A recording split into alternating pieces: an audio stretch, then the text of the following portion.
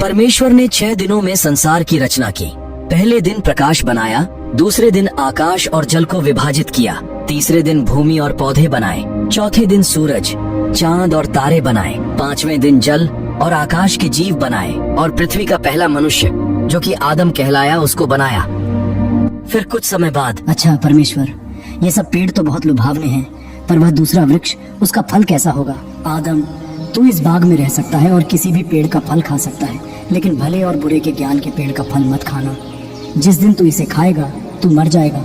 जब परमेश्वर ने देखा सबका एक एक साथी है पर आदम का कोई साथी नहीं, तब परमेश्वर ने आदम को गहरी नींद में सुला दिया और आदम की पसली लेके हवा को बनाया। जब आदम उठा और उसने हवा को देखा तो कहा, ये हड्डी मेरी हड्डियों में से और मांस मेरे मांस में से है, इसलिए उसे नारी कहा जाएगा क्योंकि यह पुरुष से ली गई है।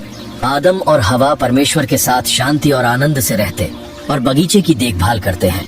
एक दिन सर्प के रूप में शैतान हवा के पास आता है और हवा से कहता है, क्या परमेश्वर ने सच में कहा है कि तुम बाग के किसी भी पेड़ का फल नहीं खा सकती?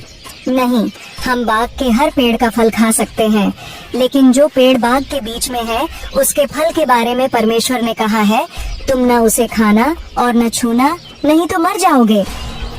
तुम नहीं मरोगी।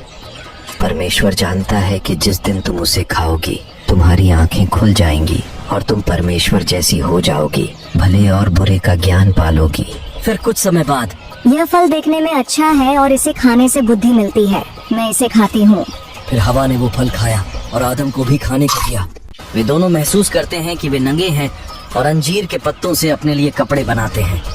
आदम, तू कहाँ है? मैंने बाग में आपकी आवाज सुनी और डर के मारे छुप गया क्योंकि मैं नंगा हूँ।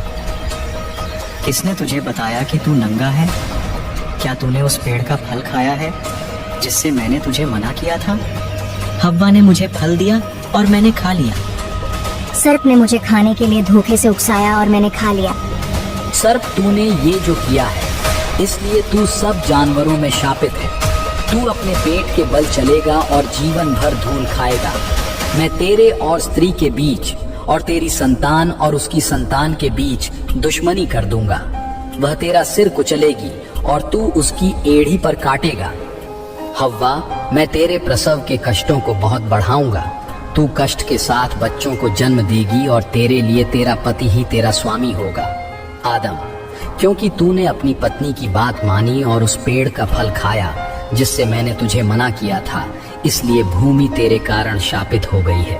तू जीवन भर कठिन परिश्रम करके ही अपना भोजन पाएगा। यह तुझसे कांटे और ऊंट कटारे उपजाएगी और तू खेतों की उपज खाएगा। तू अपने माथे के पसीने की रोटी खाएगा जब तक कि तू मिट्टी में लौट न जाए। तू मिट्टी से बना था और मिट्टी में ही लौट जाएगा। और फिर परमेश्वर ने आदम और हवा के लिए चमड़े के वस्त्र बनाए और पहनाए। परमेश्वर ने अदन वाटिका से आदम और हवा को निकाल दिया ताकि वो जीवन के पेड़ से भी फल न खा ले, नहीं तो वह सदा के लिए जीवित रहेगा। परमेश्वर ने बाग अदन वाटिका के पूर्वी ओर करूबों और जलती हुई तलवार को रखा ताकि जीवन के पेड़ का मार्ग संरक्षित रहे।